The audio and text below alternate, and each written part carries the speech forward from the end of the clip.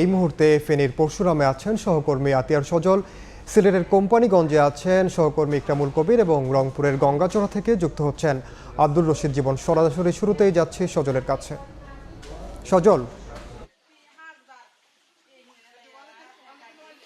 সোমবার দিনভর কিন্তু মুহুরী নদীর পানি বিপদসীমার কাছাকাছি আসতে থাকে এবং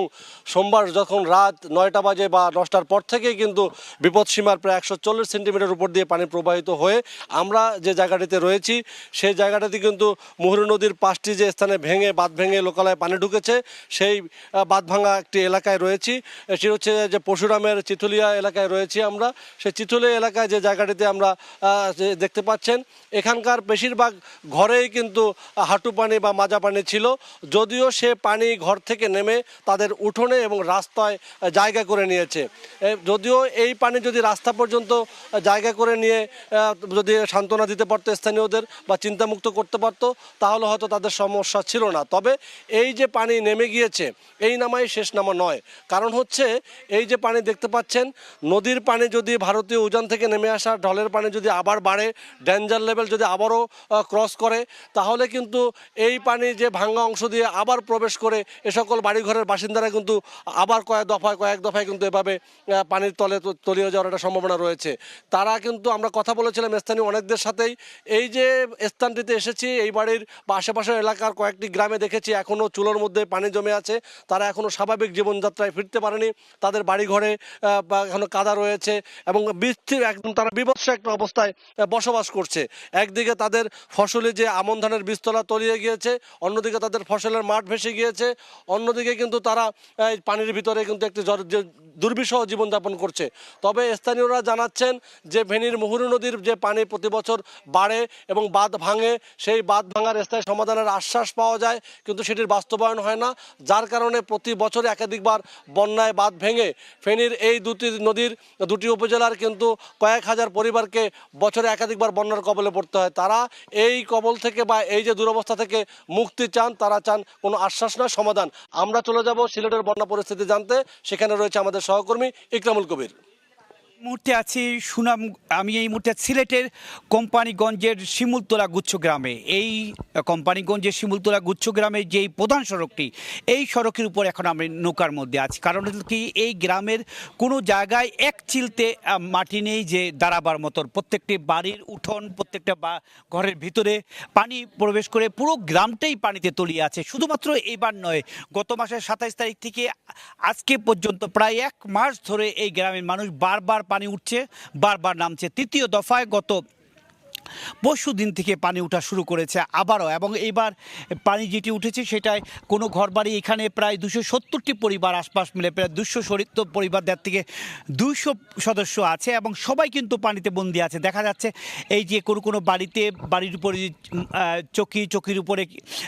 মাচা করে এই ঘরের মধ্যে আছে, তারপরেও তারা বারবার ফিরে যাচ্ছে না, কারণ আশ্রয় কেন্দ্রে একবার গিয়েছে, আবার ফিরে এসেছে, আবার যাবে। এই অবস্থায় তারা চাচ্ছে না বারবার ফিরে যেতে। কোনো রকম কষ্ট করে দেখতে পাচ্ছেন ঘরের ভিতরে পানির উপরে চকি কিংবা মাচা করে তারা এখানেই বসবাস করছে। এখানকার যারা নারী আছে, যে এখানকার যারা পুরুষ আছে, তাদের সাথে কথা বলে যেটা জেনেছি, তারা বলছেন যে পর্যাপ্ত পরিমাণের ত্রাণ বা খাদ্য অভাব রয়েছে। খাবার পানি বলতে যা বোঝায়, এখানকার যে পয় নিষ্কাশন কিংবা খাবার পানি যে ব্যবস্থা পুরো একাকার হয়ে গিয়েছে, সব মিলেমিশে একাকার হয়ে গিয়েছে, যার কারণে এই এলাকার স্বাস্থ্য ঝুঁকিতে রয়েছে। প্রত্যেকটি সদস্য রয়েছে স্বাস্থ্য ঝুঁকিতে, যাকে প্রাকৃতিক বিপর্যয়ের চূড়ান্ত পর্যায়ে রয়েছে এই এলাকার বাসিন্দারা।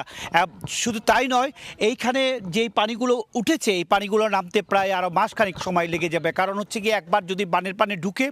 এই পানিগুলো নামতে অনেকটা সময় লেগে যায়। গত মাসের 28 তারিখ থেকে পানি উঠা শুরু করেছে, মধ্যখানে একটু নেমেছে, আবার উঠেছে, এইভাবে 3বার উঠেছে। শুধুমাত্র এই এলাকা নয়, এই কোম্পানিগঞ্জ নয়, কোম্পানিগঞ্জের 6টি ইউনিয়নে প্রায় শতাধিক গ্রামের প্রায় লক্ষাধিক মানুষ এই একইভাবে পানিবন্দী অবস্থায় আছে। মোটামুটি এই ছিল এই শিমুলতলা গুচ্ছ গ্রাম সহ কোম্পানিগঞ্জের মানুষ যে এখনও পানিবন্দী অবস্থায় রয়েছে। তৃতীয়বারের মতো তার সবশেষ খবর। এবার আমি চলে যাচ্ছি রংপুরে খবর জানার জন্য, সেখানকার পরিস্থিতি জানাচ্ছেন আমাদের সহকর্মী জীবন। কেঁপে উঠেছে উত্তরের জীবনরেখার তিস্তা নদী এবং এই মুহূর্তে যদি বলি নদীর তীরবর্তী যে চরাঞ্চল এবং নিম্ন অঞ্চল রয়েছে সেগুলো কিন্তু একেবারে পানির নিচে ডুবে রয়েছে গেল 10 দিন ধরে এবং এই 10 দিন থেকে কিন্তু এই অঞ্চলের যারা বাসিন্দা রয়েছেন তারা কিন্তু এক প্রকার বলা চলে যে দুর্ভোগের দিন পার করছেন এবং তারা যেটি বলছেন এই পানিতে তাদের আসলে যে গবাদি পশু সেটি নিয়ে যেমন তারা সমস্যা রয়েছে তেমনি বাড়ির শিশু বয়োবৃদ্ধ সহ সবাই কিন্তু আসলে এই পানিতে ডুবে থাকবার কারণে তারা সমস্যায় পড়েছেন এবং তারা যেটি বলছেন যে সুপেয় পানির অভাবে রয়েছে একই সাথে খাবারের অভাব এবং তারা একেবারে কষ্টে দিন পার করছেন এবং আমরা যেটি দেখছি যে অনেক মানুষ আসলে উঁচু যে বেড়িবাঁধ রয়েছে সেই বেড়িবাঁধে ঠাঁই নিয়েছেন এবং তারা যেটি বলছেন যে দীর্ঘ সময় ধরে পানিবন্দী থাকবার কারণে তাদের আসলে বিভিন্ন পানিবন্দী রোগ হচ্ছে এবং একই সাথে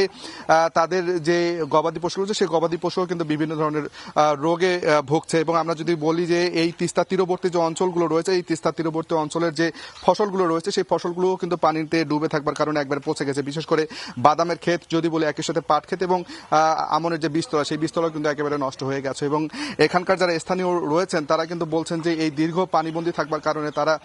বিশেষ করে শুকনো খাবারের অভাবে রয়েছেন এবং তাদের যে অবস্থা সেটি কিন্তু একেবারে বেহাল অবস্থা আমরা দেখছি যে গবাদি পশু নিয়েও কিন্তু তারা বিপাকে পড়েছেন এবং এই অঞ্চলের যারা রয়েছে আমি এই মুহূর্তে আছি রংপুরের গঙ্গাচড় উপজেলার ইসলির চর নামক একটি চরে এবং এই চরে প্রায় 1000 পরিবার বসবাস করেন তারা কিন্তু যেটি বলছেন যে তারা রাতের বেলা কিন্তু এই বসত বাড়িতে তারা আসলে বাস করতে পারছেন না বিশেষ করে সাপের ভয় সহ বিভিন্ন ধরনের পোকামাকড়ের ভয়ে তারা আসলে উঁচু স্থানে থাকেন এবং দিনের বেলা কোনো রকমের বাড়িতে এসে তারা বাড়ির খাটে চুলোতে রান্না করছেন অথবা উঁচু মাঝাতে করে তারা চুলোতে আগুন দিয়ে তারা আসলে রান্না করে একবেলা রান্না করে 3 বেলা খাচ্ছেন এবং তারা বলছেন যে তীব্র খাবারের সংকটেও তারা কিন্তু দিন পার করছেন এবং আমরা যদি বলি যে রংপুর বিভাগের 5 উপজেলার 12 উপজেলার যে তিস্তার যে প্রবাহিত হয়েছে সেই 12 উপজেলার তিস্তা তীরবর্তী অঞ্চলের মানুষের কিন্তু ভোগান্তির এখন চরম শীর্ষে পৌঁছে গেছে এবং তারা যেটি বলছেন যে এই তিস্তার ভোগান্তি থেকে তারা মুক্তি চান এবং এই তিস্তার মুক্তির কারণে তারা আসলে তিস্তার দীর্ঘ সমাধান চান এবং তারা বলছেন যে নদী শাসন সহ তিস্তা মহাপ্রকল্পের বাস্তবায়ন হলে তাদের যে দীর্ঘদিনের এই ভোগান্তি সেই ভোগান্তি আসলে নিরসন হবে তো সব মিলে এই ছিল রংপুরের তিস্তা তীরবর্তী অঞ্চল থেকে সব শেষ উজান আর বন্যার খবর জানছিলাম ফেনী সিলেট এবং রংপুর থেকে।